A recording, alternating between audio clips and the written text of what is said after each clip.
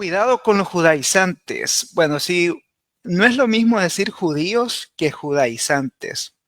El judaizante es aquel que promueve elementos judaicos o la religión judaica como tal, y no la promueve en un sentido de querer hacer conocer o hacer ver lo que son los elementos de esta religión, sino que trata de hacer proselitismo y de implantar sus principios teológicos y religiosos como algo extra para un efecto, y en este caso, hablando de la fe cristiana, los judaizantes pretenden a través de traer ciertas normativas o ciertos aspectos de la Torá o ciertos aspectos en relación a la ley de Moisés, hacerlos como un requisito para la salvación y de esta manera que el cristiano pueda garantizar que es salvo en verdad a través no solo de la fe en Cristo, sino también a través de la obediencia o del cumplimiento, en este caso, de observaciones judías. Ahora, ¿por qué traigo a mención esto? Porque a lo mejor ustedes ya lo saben, ya han visto esta noticia. Hay un señor que se llama John Aguayo, eh, que supuestamente es pastor, y yo me quedé asombrado. Disculpen, yo llego bastante tarde, llego muy tarde a estas noticias, lo siento mucho, perdónenme ustedes, pero me doy cuenta que este pastor, que tiene bastantes seguidores, al menos en YouTube, resulta ser que este pastor decide, influenciado por movimientos judaizantes, decide circuncidarse. Ahora bien, por cuestiones de Facebook, no voy a explicar qué es la circuncisión, pero tiene que ver una pequeña operación quirúrgica en el aparato reproductivo del hombre. Ahí lo voy a dejar. Ustedes pueden usar internet, pueden buscar qué es la circuncisión y si han leído la Biblia al menos una vez, se habrán encontrado con esta palabra y de seguro ya saben a qué se refiere. Ok. Dicho esto, entonces, el pastor John Aguayo, que debo decirles que no sabía de su existencia, ni quién era, ni a qué se dedicaba, salvo que cuando me apareció esta noticia, dije yo, pero la que se está armando en redes sociales. Qué bueno que no estoy muy al tanto porque la verdad causa un poco de impacto, pero en verdad fue leyendo algunos comentarios, incluso algunos conversatorios que se ha tenido en relación a esta noticia, se deja entrever, ¿no?, que esto ha causado ciertas burlas, como también señalamientos y a la vez preocupación por el tipo de decisiones o el tipo de cosas que estamos viendo ahora en algunas congregaciones cristianas. Debo decir que esto que ustedes ven ahí en pantalla, este señor Aguayo, no representa la fe cristiana como tal. ¿Y por qué lo puedo decir con total propiedad? Lo puedo decir con total propiedad basado en lo que las escrituras nos enseñan. Más adelante iremos viendo un poco sobre esto. Bueno, saludos les envía el señor del pan, va pasando por acá. Esto es típico, ¿no? De esta hora. Ok, dicho esto, John Aguayo salió diciendo en algunos paneles o en algunos programas que él realmente lo hizo no, no particularmente por cumplir con un mandamiento o por cumplir con algo que se le requería para ser salvo. Sin embargo, si ustedes ven este video, no sé si a esta fecha todavía está ahí en línea, yo no lo pongo acá porque me lo pueden bajar por copyright tanto en YouTube como aquí en Facebook. Pero si ustedes van a YouTube y buscan este video, que de por sí es un poco bizarro, ustedes van a escuchar que el señor este que está ahí, el señor Aguayo, está escuchando que lo que está a punto o lo que hizo más bien es como un complemento a la fe salvadora en Cristo Jesús. Así como lo escuchan, así como lo oyen y así como lo podrían ver si ustedes quieren ir a ver ese nefasto video que realmente es un tanto espeluznante desde un punto teológico. Pero ustedes dirán, bueno, ¿y este señor qué le pasó? ¿Por qué hizo esto? ¿Qué estaba pensando? No lo sé. No lo sabemos ni tú ni yo, pero lo que sí está comprobado, al menos dentro de algunas comunidades, es ese hambre, esa necesidad de buscar una espiritualidad que trasciende y que queremos experimentar cosas burbujeantes, efervescentes y sentirnos en otro nivel espiritual. Y mucha gente en pro de esa búsqueda llega a estos movimientos judaizantes radicales que lo único que hacen es pisotear la sangre del Cordero. Tal como se lo digo, estos movimientos judaizantes pisotean la sangre de Cristo. Bien. Saludos, Julio Kazán, sincretismo moderno. Se escucha la idea de querer resucitar la ley. Es correcto, hermano, es correcto. Saludos. Saludos a todos los que andan por ahí también. Recuerden que pueden apoyar este like con su like, si les parece bien, ¿no? Ok. Entonces, yo viendo esta noticia un poco tarde, sí, quizás ya hace más de 2 semanas, no sé, o 10 días, no estoy muy al tanto. Resulta entonces que me pongo a pensar, oye, y de pronto, imagínate tú, de pronto, ¿no? Por casualidades de la vida, hay algún jovencito que dice, bueno, ¿y por qué yo no me puedo hacer eso también? Si quiero experimentar nuevos niveles de gloria, ¿por qué no me circuncido yo también? Y a lo mejor se me abre un portal, se me abre una nueva dimensión espiritual y puedo andar en nuevos niveles de gloria y de unción. Ustedes saben, hay mucha gente que cae en esta faena, ¿no? De querer más y revoluciones, etcétera, etcétera.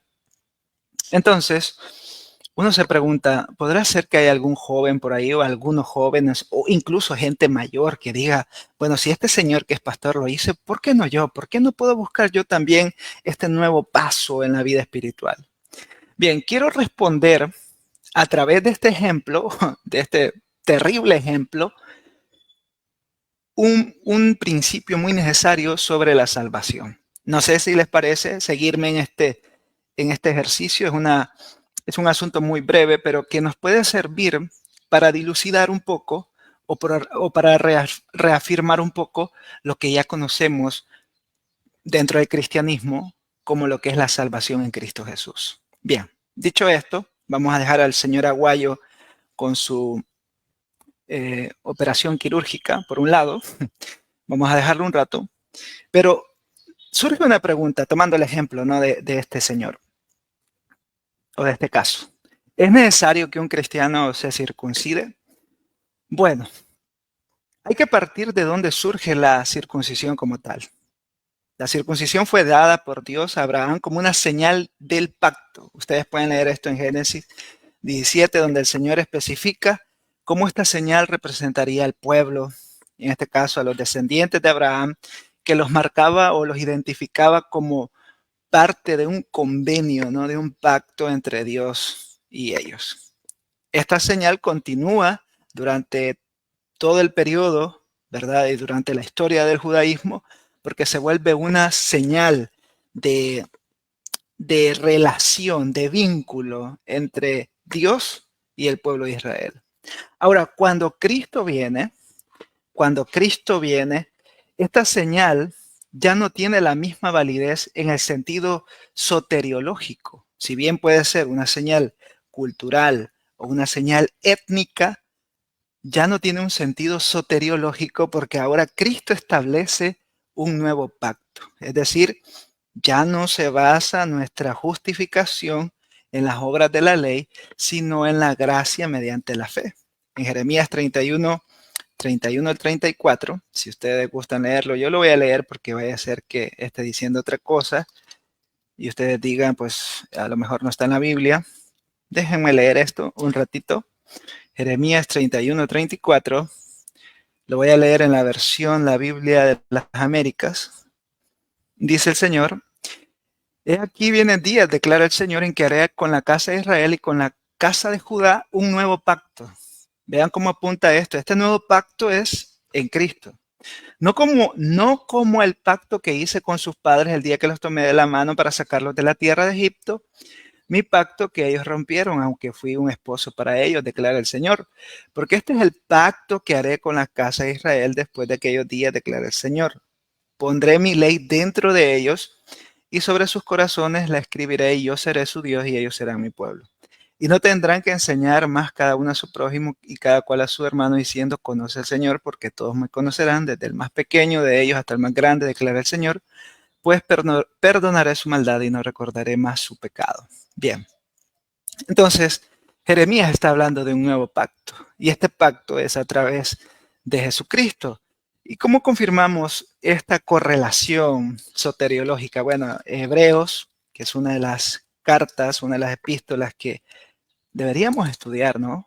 ¿Qué les parece si alguna vez hacemos un estudio de Hebreos? Pueden dejar ahí en sus comentarios. ¿Han estudiado ustedes Hebreos alguna vez? Si lo han hecho, coméntenme si quieren cómo les fue estudiando Hebreos. Bien, tenemos en cuenta lo que el profeta Jeremías dice, inspirado por el Señor. Ahora miren lo que dice el escritor a los Hebreos.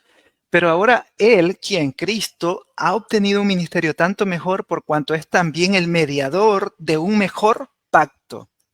Hebreos habla sobre un mejor pacto.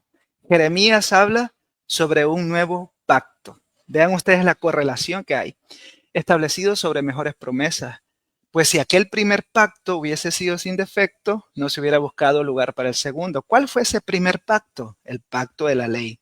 Porque reprochándolos, él dice, bueno, y aquí el autor de Hebreos cita a Jeremías nuevamente y explica en el versículo 13, cuando él dijo un nuevo pacto, hizo anticuado al primero, y lo que se hace anticuado y envejece está próximo a desaparecer.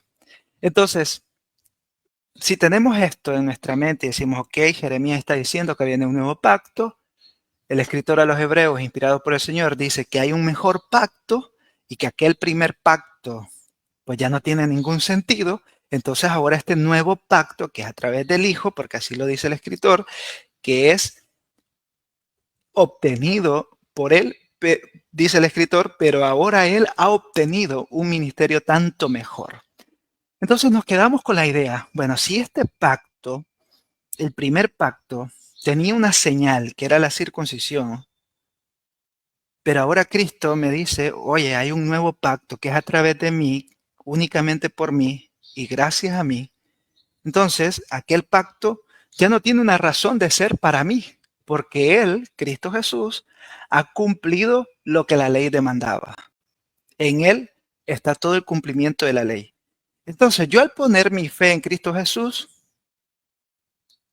me vuelvo justo, ¿no? Satisfago la ley, no a través de mi obediencia, sino a través de la obediencia del Hijo que me justifica, que me declara inocente, que me declara santo, que me declara perdonado a través del Hijo.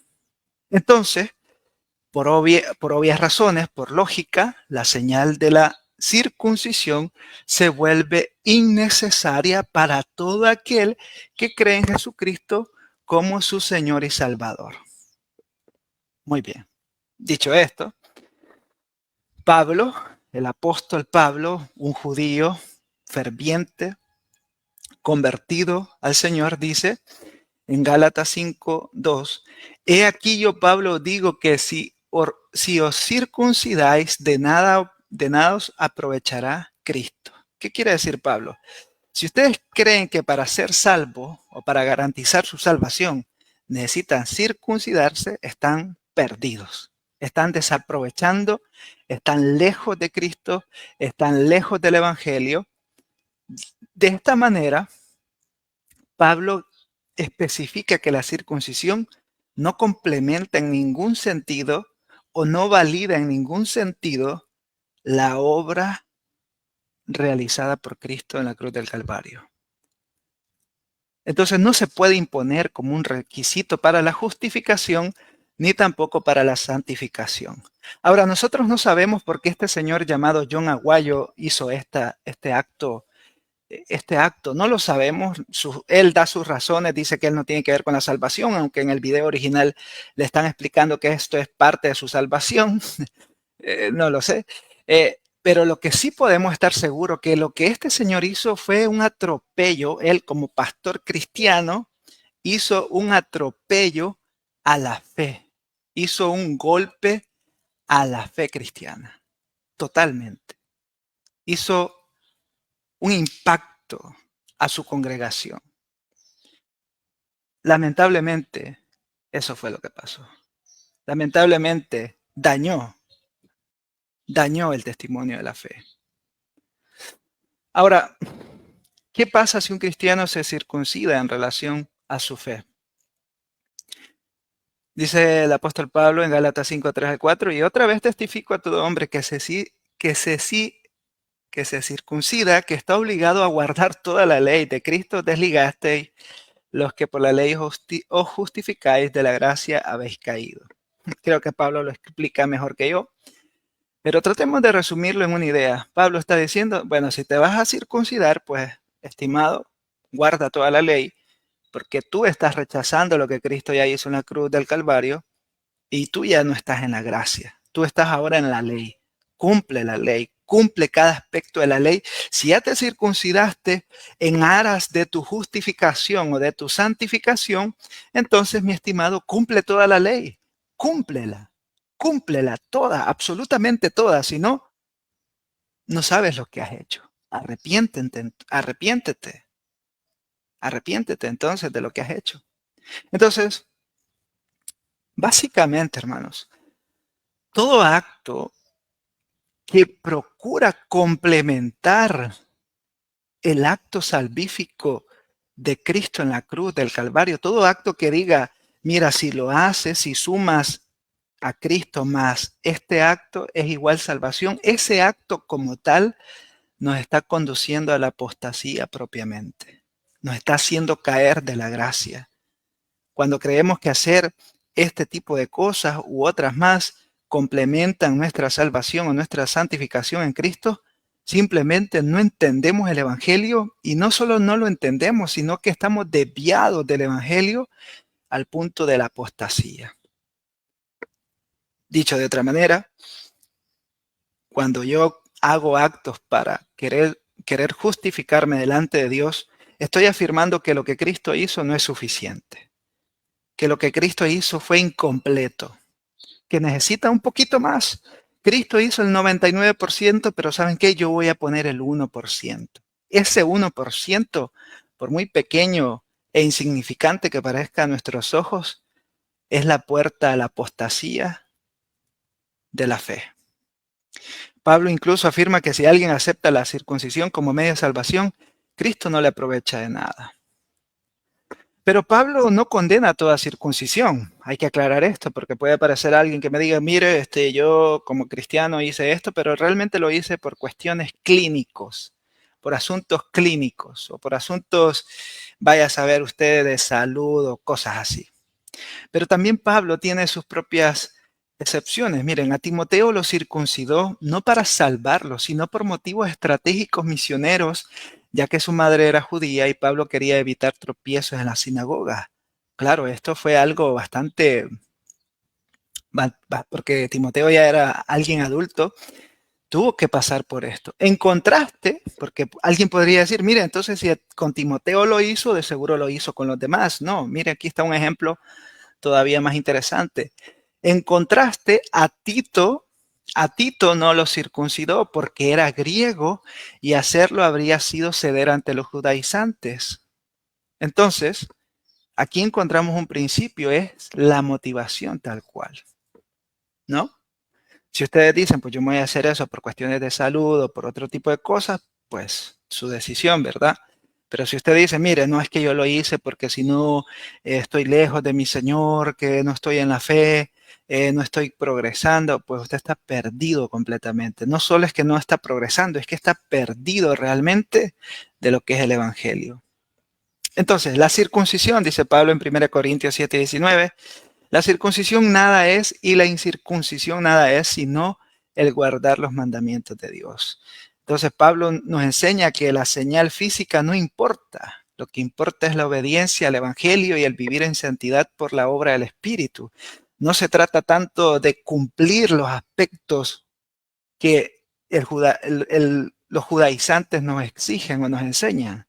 Se trata de vivir conforme a lo que las Escrituras nos enseñan y en el poder del Espíritu Santo. Estimados hermanos, nos encontramos en una era, nos encontramos en una época donde mucha gente se va a levantar, mucha gente se va a proclamar como más espirituales, más conocedores y que van a hacer este tipo de cosas, como el ejemplo que vimos al inicio de este live.